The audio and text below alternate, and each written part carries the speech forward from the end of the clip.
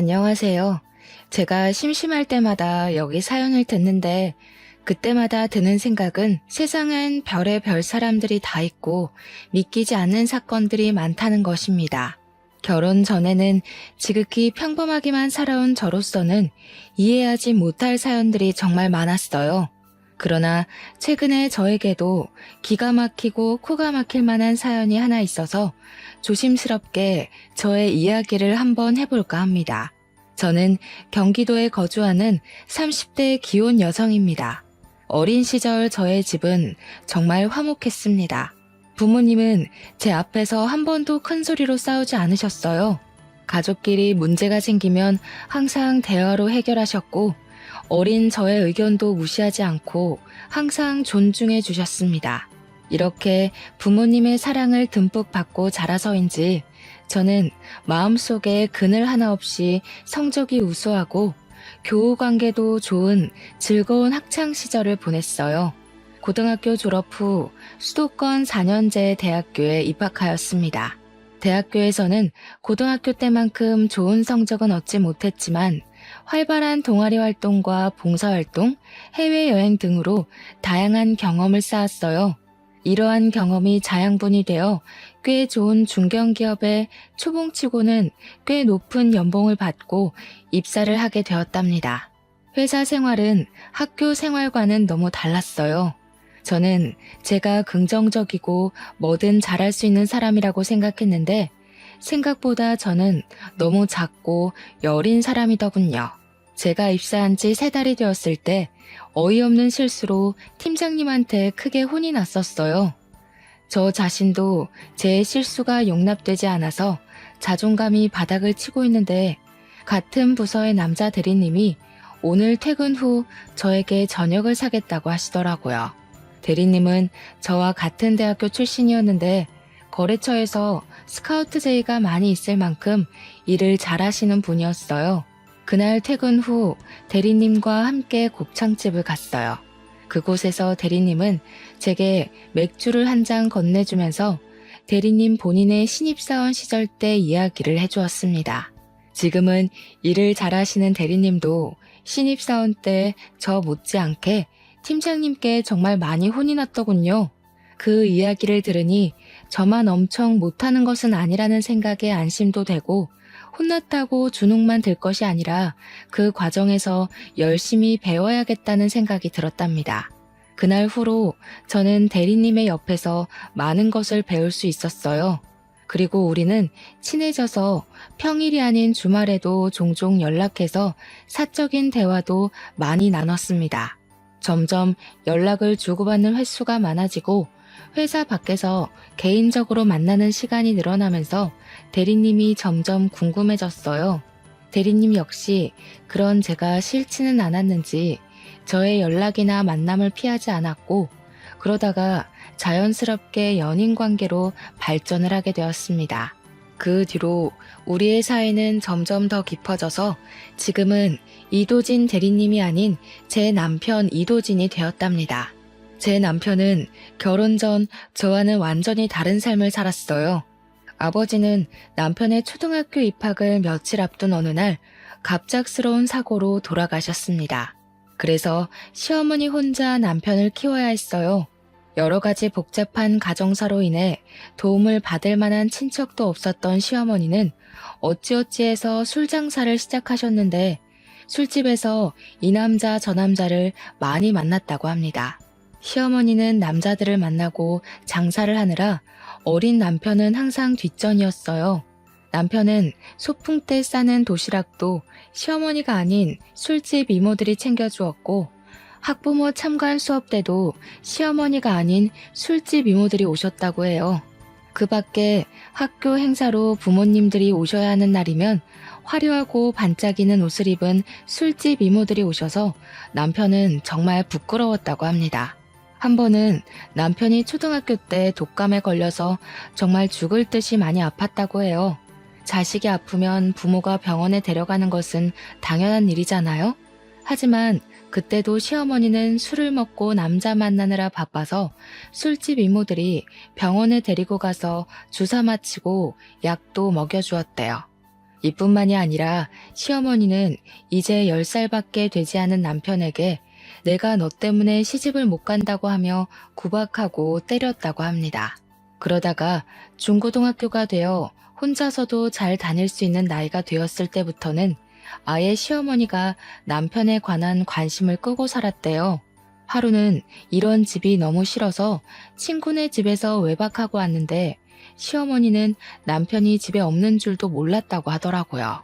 이렇게 남편은 어머니의 사랑을 하나도 받지 못하고 자랐지만 그래도 나쁜 길로 새지 않고 똑부러지게 잘 자랐어요.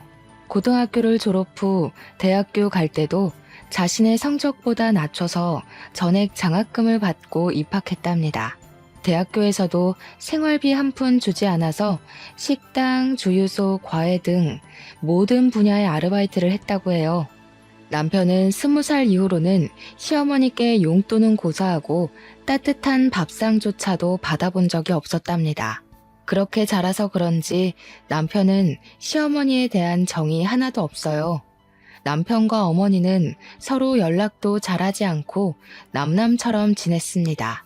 그래서 저는 남들이 흔히 말하는 시부모로 인한 스트레스는 모르고 살았어요. 그저 저와 남편 둘이서만 아주 행복한 신혼생활을 보냈죠. 다만 한 가지 문제점이 있다면 우리 둘 다 아기를 빨리 가지고 싶었는데 임신이 잘 되지 않았습니다. 병원에서 검사를 해보니 몸에 별다른 이상은 없는데 스트레스를 받거나 피곤하면 임신이 잘 되지 않을 수 있다고 했어요. 사실 결혼 초까지만 해도 저는 회사를 계속 다니고 있었는데 그 당시 제가 중요한 프로젝트를 하게 되면서 스트레스를 많이 받았고 잠도 거의 못 잤거든요. 아마 그래서 아기가 생기지 않았던 것 같습니다. 저와 남편은 많은 대화 끝에 지금은 일보다는 아기를 만드는 것이 더 급선무라는 생각이 들어 저는 프로젝트가 맞춰지는 대로 회사를 퇴사하겠다는 의사를 밝혔어요. 다행히 복지가 좋은 회사라 그런지 사람이 바로 구해져서 2주일 동안 인수인계 후 회사를 관둘 수가 있었습니다. 그 뒤로는 필라테스를 하며 건강한 몸을 만들기 위해 노력하며 살았어요. 저와 남편이 아기를 기다리며 지내던 어느 날이었어요. 회사를 다녀온 남편이 시어머니가 새로운 남자분을 만나 결혼을 한다는 것입니다. 두 분 다 나이 들어서 하는 재혼이니 정식으로 결혼식을 하지는 않고 그냥 친척과 가족, 가까운 지인들만 모여서 식사만 한다고 하셨습니다. 솔직히 저는 이런 시어머니의 행동이 이해가 가지 않았어요. 아무리 나이 들고 하는 재혼이라고 해도 가족들에게 소개도 하지 않고 결혼을 한다고 통보를 하는 것이 좀 그렇더라고요. 이런 부분에 대해 남편에게 이야기했더니 남편은 원래 어머니랑 거의 대화를 하지 않고 살았다면서 그냥 원래 이렇게 남남처럼 살아왔으니 이해해달라고 했습니다. 저는 내심 제게 시아버지라는 존재가 생긴 것에 대해 기대가 되었어요. 흔히들 며느리 사랑은 시아버지라고 하잖아요. 제 주변에 시아버지의 사랑을 듬뿍 받는 친구들이 꽤 있었거든요. 그리고 어릴 때 제가 엄마한테 크게 혼이 났을 때마다 저를 달래주고 엄마는 절대 허락하지 않은 불량식품을 사주셨던 분이 바로 아빠이셨어요. 저는 이런 우리 아빠의 모습을 생각하며 시아버지가 생긴 것이 뭔가 제 편이 생긴 것처럼 정말 좋았답니다. 처음에는요. 시간이 흘러 시아버지를 처음 뵙기로 약속한 날이 되었어요. 시아버지는 군인 간부 출신이시라 그런지 자기 관리도 엄청 철저하신 것 같았고 몸도 아주 건강해 보이셨습니다. 저와 남편은 시아버지가 조금 딱딱하기는 해도 시어머니가 혼자 계시는 것보다 함께 계시는 것이 좋을 것으로 생각했습니다. 시아버지 역시 저와 남편을 좋게 보셨는지 호탕하게 웃으시며 아주 화기애애하게 첫 만남을 마쳤습니다. 시아버지를 처음 뵙고 나서 한 달이 지났어요. 시아버지는 아들 부부가 어떻게 사는지 궁금하다고 한번 오시겠다고 하셨습니다. 저 역시 시아버지한테 우리 집을 보여드리는 것이 맞는 것 같아서 주말에 오시라고 했어요. 그리고 주말이 되어 시아버지와 시어머니가 함께 오셨습니다. 결혼식 식사 자리에서는 잘 몰랐는데 두 분이 나란히 서 계시니 정말 잘 어울리더라고요. 시아버지는 집에 오시더니 집이 너무 좋다고 칭찬을 하셨습니다.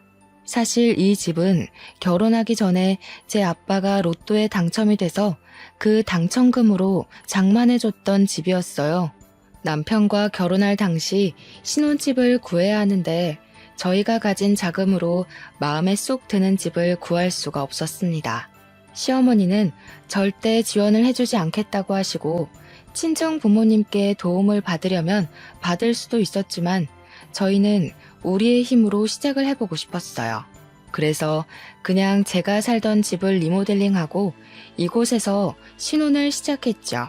지금 이 집이 회사 친정과도 가깝고 대형마트, 병원은 물론 각종 편의시설도 다 주변에 있어서 위치상으로는 최적이었거든요. 아파트가 구축인 것이 단점이라면 단점이지만 내부를 다 뜯어고치니 새집 같았습니다. 게다가 방은 3개나 되고 화장실도 2개나 있고 여름에는 시원하고 겨울에는 따뜻하답니다.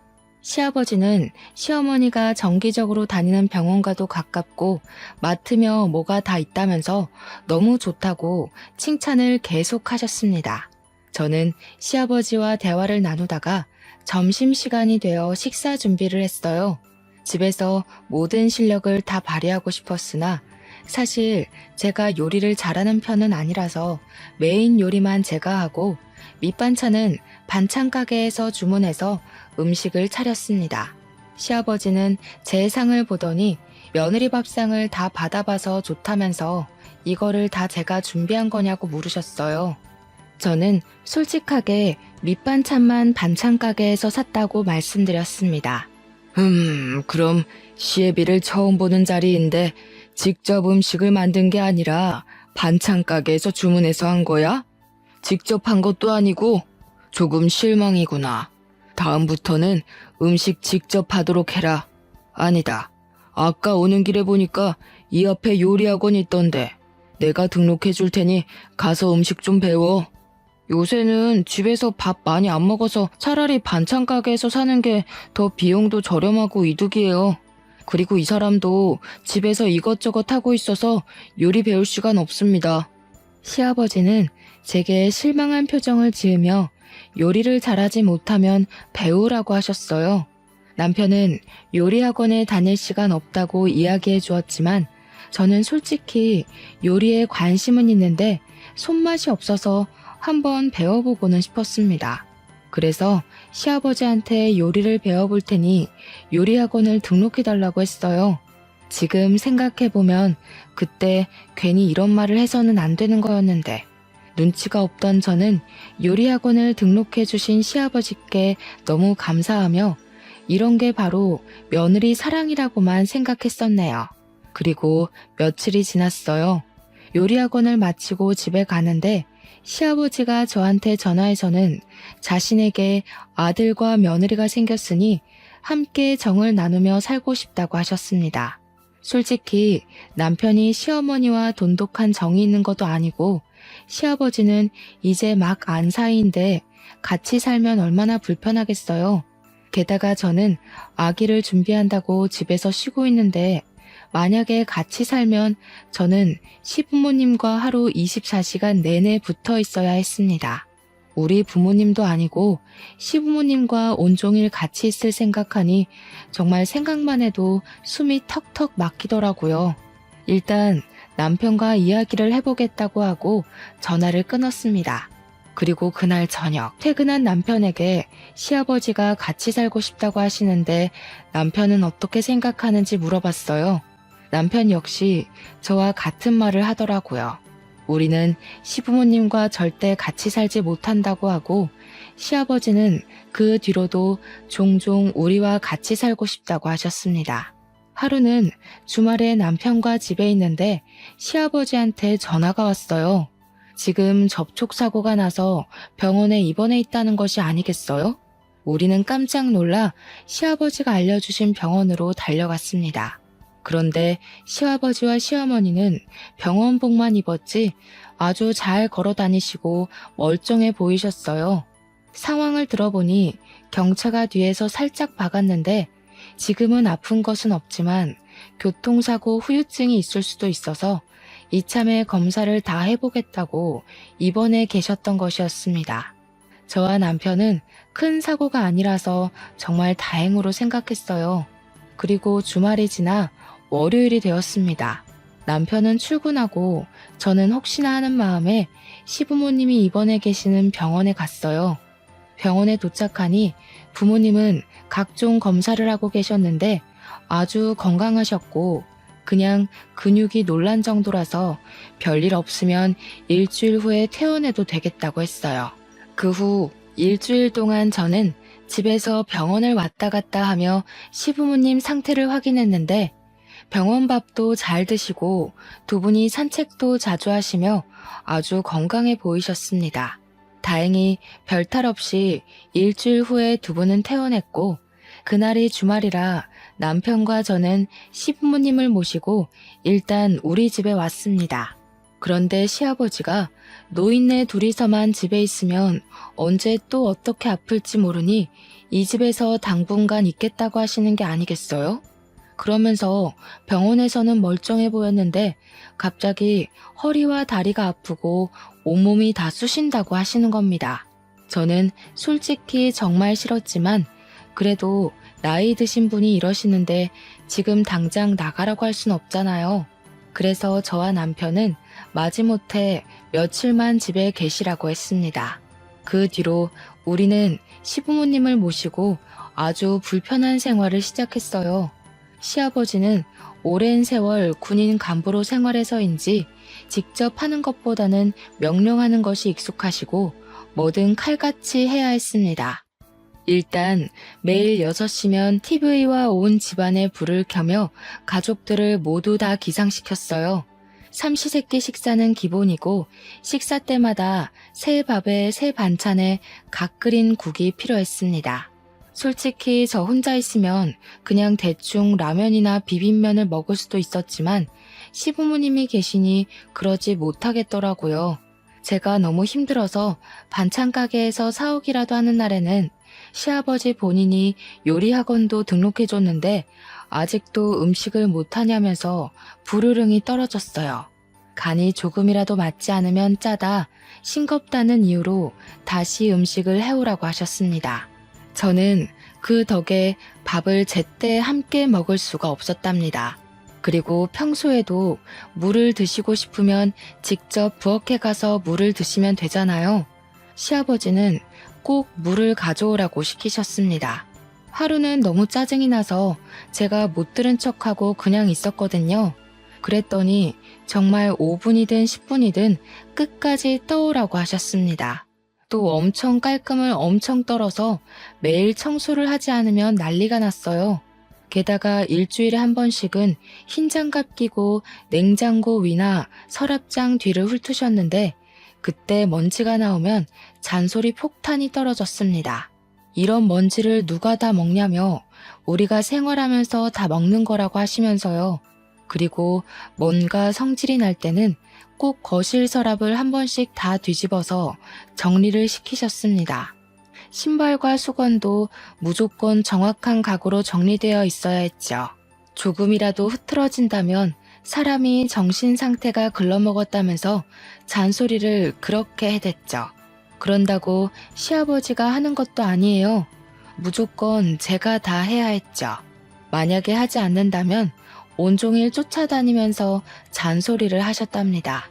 이런 생활이 너무 답답해서 남편이 출근과 동시에 집을 나가려고도 했고 회사를 다시 구하려고 했지만 갓 결혼하고 임신 준비 중인 저를 채용하려는 회사가 없더라고요. 그런다고 매번 나가 있자니 돈도 돈이었고 마땅히 갈 곳도 없었습니다. 친정에 가 있을까도 생각했지만 매일 가면 부모님이 걱정하실까봐 그러지도 못했네요. 그리고 시아버지는 밤 10시가 되면 주무셔야 한다고 불을 꺼버렸습니다. 근데 밤 10시 이후에 재밌는 TV 프로그램이 정말 많잖아요.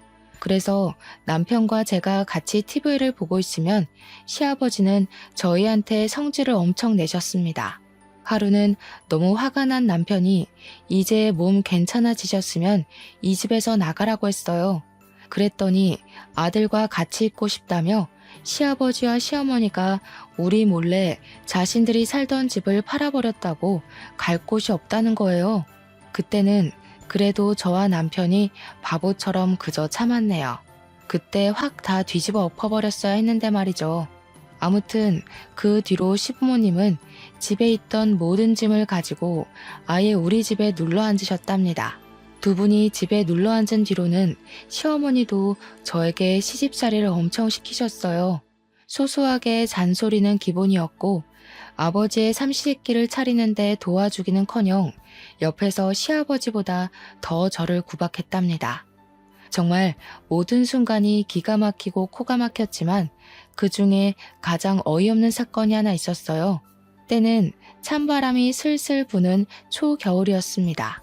하루는 집에 있는데 시어머니가 김장해야 한다고 하셨어요. 옛날에는 시어머니의 언니, 그러니까 큰 이모님 댁에서 농사지은 배추 1000포기를 뽑고 직접 절이셔서 김장을 했다고 해요.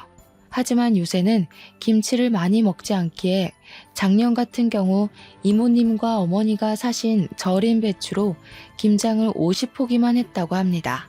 그런데 올해는 시아버지가 김치를 좋아하시니 김장을 100포기나 하자는 거예요.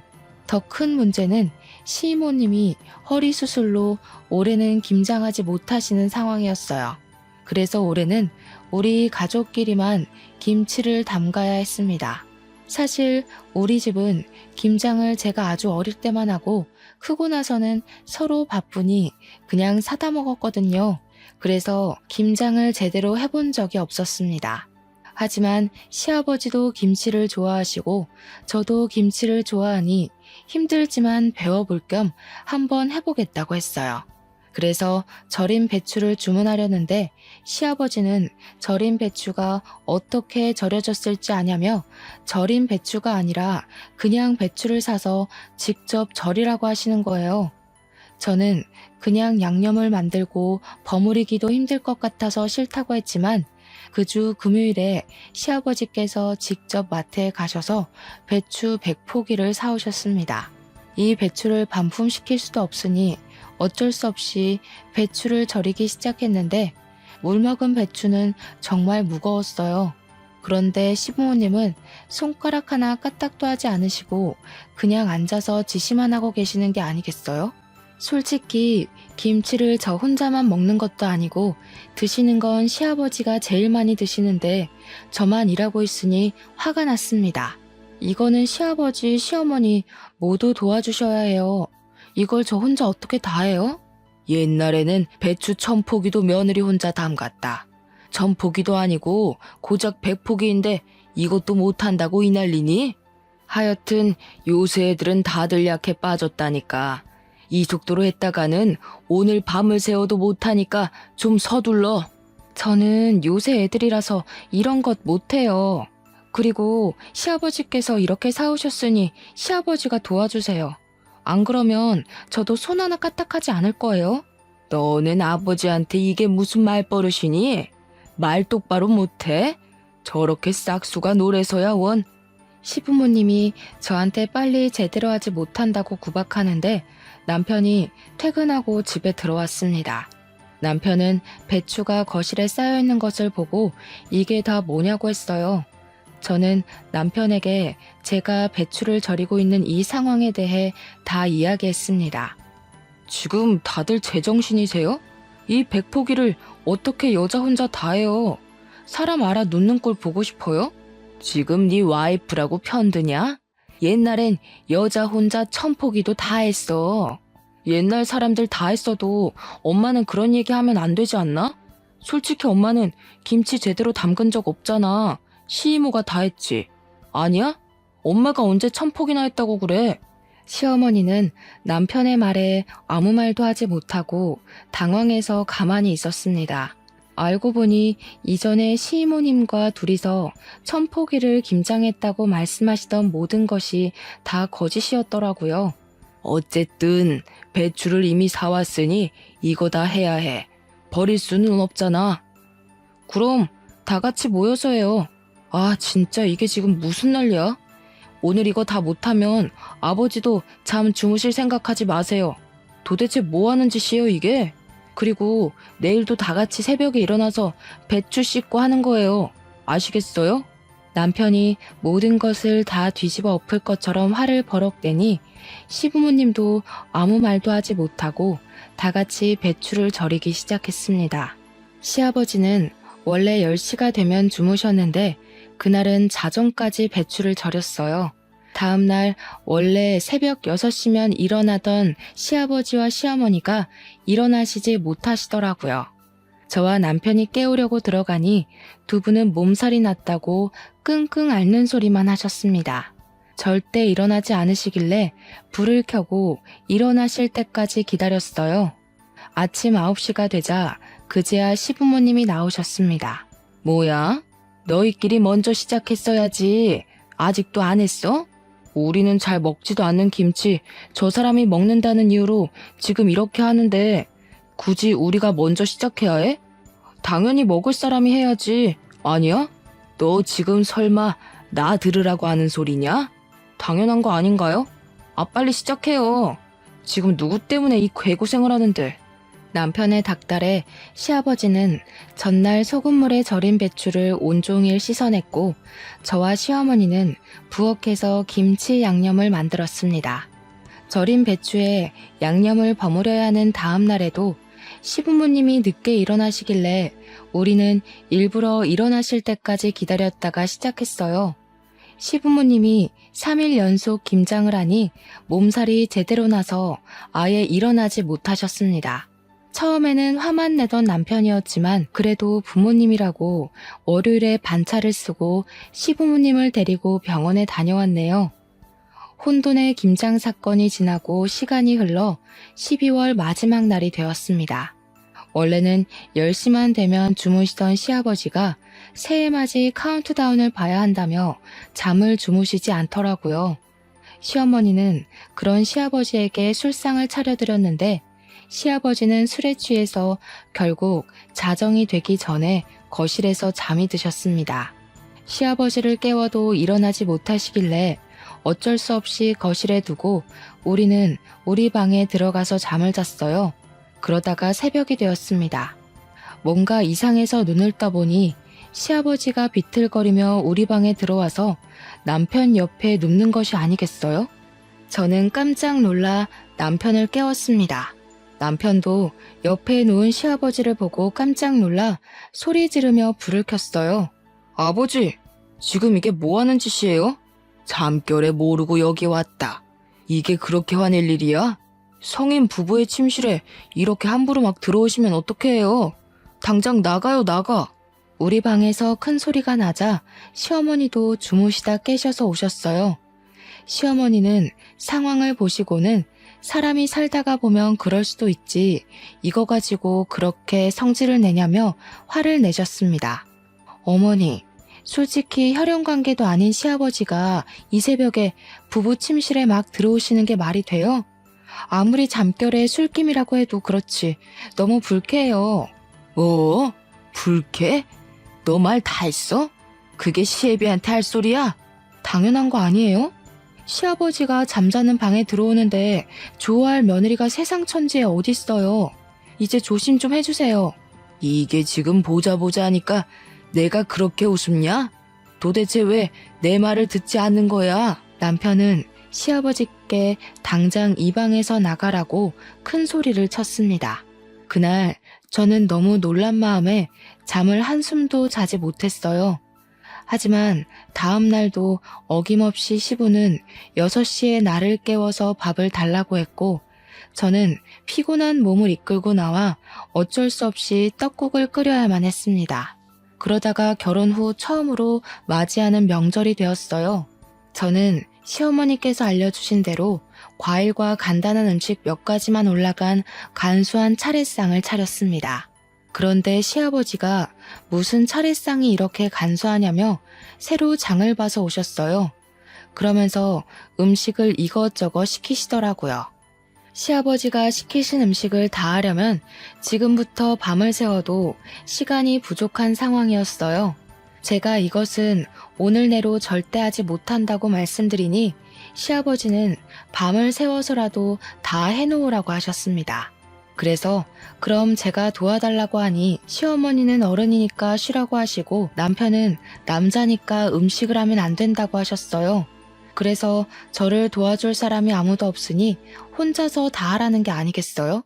시아버지 억지에 남편이 성질나서 남편이 시아버지에게 따지고 결국 남편과 시아버지는 또 싸웠습니다. 그리고 저는 싸우는 둘을 말리느라 음식을 하지 못했고 결국 다음날 원래 시댁에서 하던 대로 간소한 차례상을 차리게 되었습니다.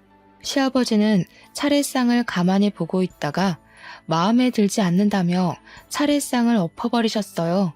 시어머니는 그런 시아버지 옆에서 비위 맞추며 다음부터는 며느리 교육 똑바로 해서 성대한 차례상을 만들겠다고 하더라고요. 그런 시아버지, 시어머니를 본 남편은 화가 잔뜩 나서 저를 데리고 그냥 나왔습니다. 친정에서 명절을 지내고 오니 시아버지는 저한테 엄청 뭐라고 하시더라고요. 너는 이 시아비랑 처음으로 지내는 명절인데 홀라당 친정에 가버리냐? 너네 부모님이 그렇게 가르치디?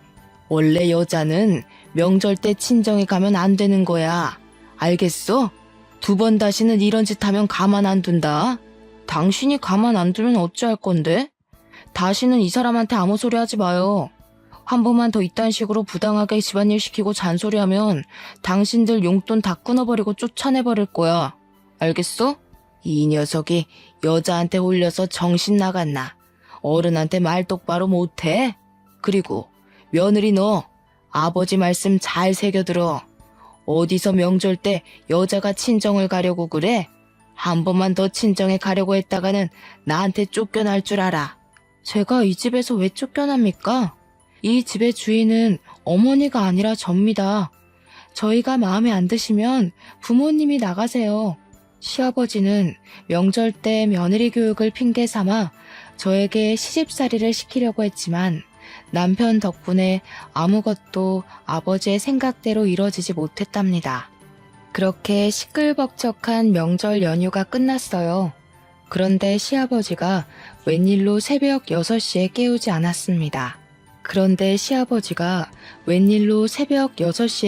않았습니다. 남편과 저는 시아버지가 오시고 나서 처음으로 아침 7시 반까지 푹 잠을 잘 수가 있었어요. 남편이 출근 준비를 할 때도 밥 달라는 소리도 하지 않고 가만히 계셨습니다. 하지만 남편이 출근하니 그때부터 밥해라, 청소해라 등의 잔소리를 하시기 시작하더라고요.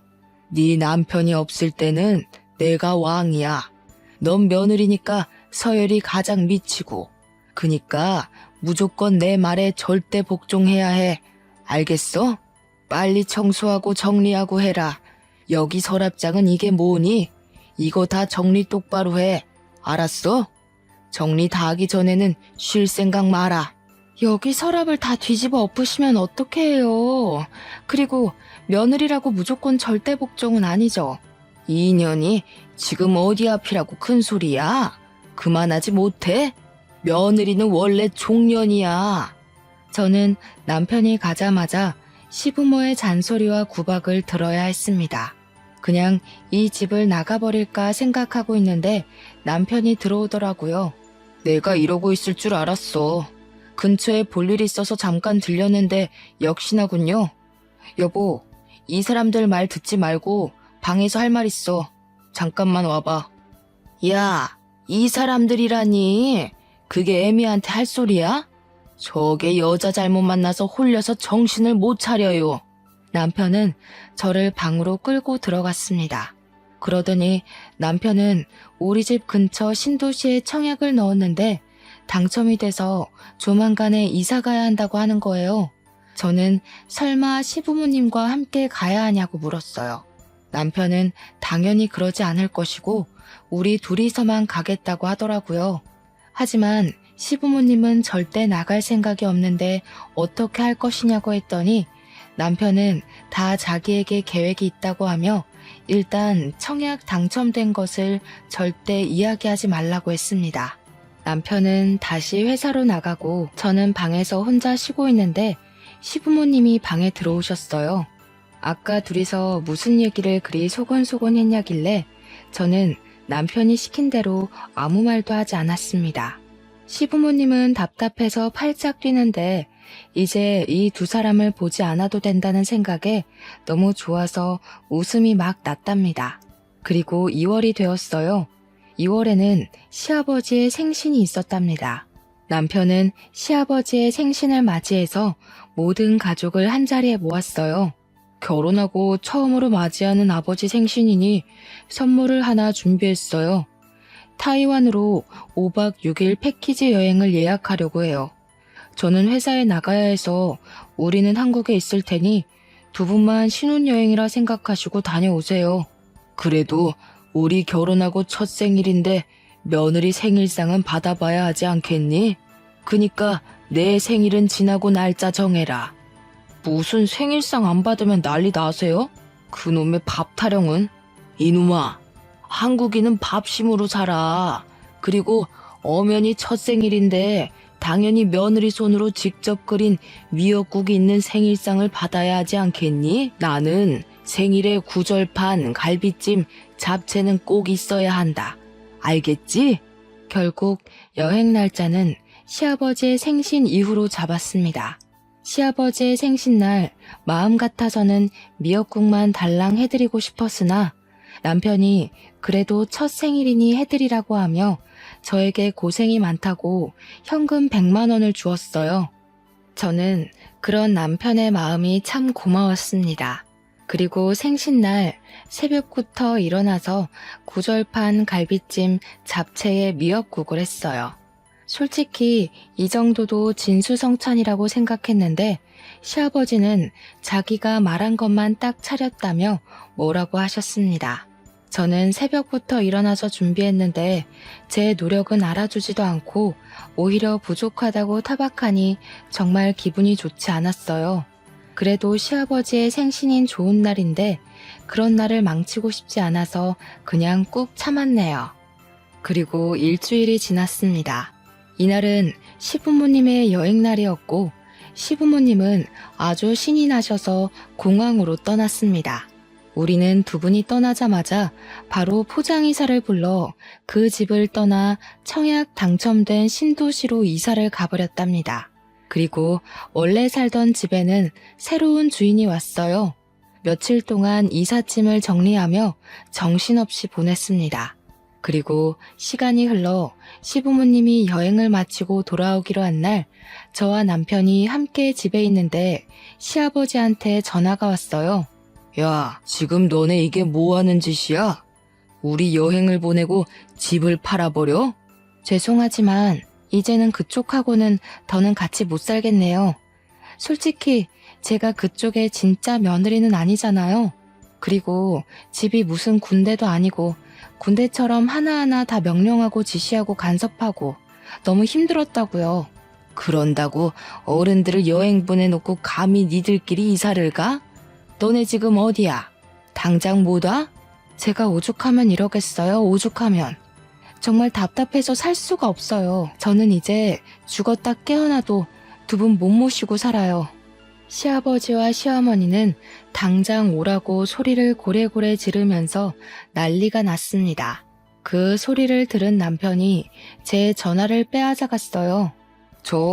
더는 못 참아요. 엄마는 저 어릴 때부터 그놈의 남자의 술에 빠져서 날 쳐다보지도 않고 나이 먹고 결혼한 사람은 자기가 왕이라도 되는 양 이래라 저래라 간섭하면서 제멋대로 행동하고 그게 지금 어른들한테 할 소리야? 내가 너 그렇게 가르쳤어? 이게 여우 같은 년한테 홀려서는 전현 저거 나중엔 내 아들 간 빼먹는 거 아닌지 몰라? 말 가려서 해. 그리고 엄마가 날 언제 가르치기나 했어? 남자한테 빠져서 이 남자 저 남자 만나느라 바빴잖아. 그쪽들 짐은 이삿짐 센터에 맡겨놨으니까 알아서 찾아가세요. 이제 전화 끊습니다. 남편은 전화 그렇게 끊어버리고 시아버지 시어머니 번호를 차단해버렸습니다. 그리고 다음날, 그날은 토요일이었어요. 남편이 잠깐 마트에 가고 집에 저 혼자 있는데 누가 문을 3개 두드리더라고요. 보니까 시부모님이 어떻게 알고 우리 집에 오신 거예요. 시아버지는 여기에서 사는 거 다 안다며 나오라고 소리를 치셨는데 하도 시끄럽게 하셔서 어쩔 수 없이 일단 문을 열었습니다. 문을 열자마자 시부모님이 집에 막 들어오시더라고요. 야, 너네는 어른에 대한 공경 예의 따위는 몰라? 어떻게 사람들이 그래? 아버님이야말로 너무하신 거 아니에요? 막말로 늦은 나이에 아들과 며느리를 얻었으면 어른답게 행동을 하셔야죠. 하나하나 간섭하고 따지고 제대로 하지 못하면 구박하고 그저 받기만을 원하시고, 저는 그런 분을 제 아버지로 못 모시겠어요. 이 인연이 말하는 꼬락선이 좀 봐. 뚫린 입이라고 막 뺐네. 이게 지금 네 시아버지한테 할 소리니? 뭘 잘했다고 큰 소리야? 솔직히 이분이 정말 제 시아버지세요? 아니잖아요. 그저 어머니의 남편일 뿐이지 제 시아버지는 아니라고요. 그리고 어머니도 너무하세요. 그동안 제가 시아버지한테 구박당하고 매일 집안일 할 동안 어머니는 뭐 하셨어요? 옆에서 그저 시부 말 잘 들어라, 며느리는 이래야 한다, 그러는 어머니는 며느리 시절 때 그렇게 하셨나요? 내가 시부모님과 한창 싸우고 있는데 남편이 마트에서 돌아왔습니다. 남편은 집에 계신 시부모님을 보고 깜짝 놀라며 이 집은 어떻게 하셨냐고 물었습니다. 썩을 놈, 어떻게 어른들을 그렇게 내쫓을 생각을 해? 당연히 아들이면 모시고 살아야지. 나는 뭐 핏줄도 아니니 그렇다 치고 네 엄마는 잘 모셔야 하지 않겠어? 널 그래도 이 정도로 키워놨는데 말이야. 저는 솔직히 말해서 엄마 손에서 크지 않았어요. 저는 술집 이모들 손에 컸지 엄마의 도움, 보살핌 한 번 받은 적 없다고요. 제가 아팠을 때 병원에 데려간 사람도 엄마가 아니라 술집 이모들이었어요. 오히려 맨날 엄마는 어린 저한테 너 때문에 새로 시집 못 간다고 구박하고 이유 없이 때렸다고요.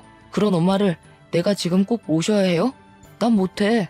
다들 이 집에서 나가요. 엄마가 죽든 말든 난 신경을 안 쓸 테니까 다시는 찾아오지 마요.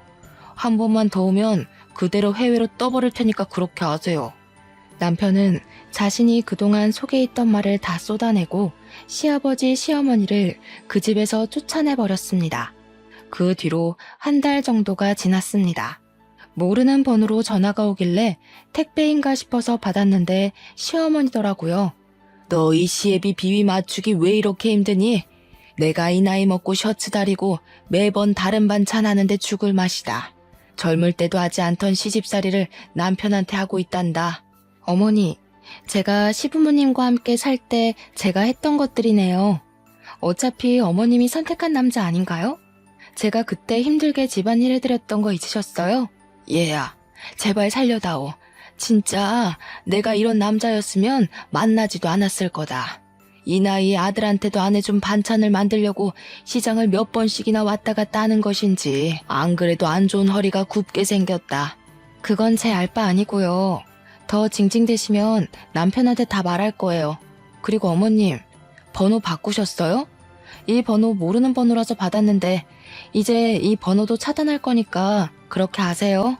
물론 남편한테 시어머니한테 전화가 왔던 것은 이야기하지 않았어요. 남편이 저보다 시어머니를 더 싫어해서 제가 전화 받은 것을 알면 난리가 날 것이 분명했거든요.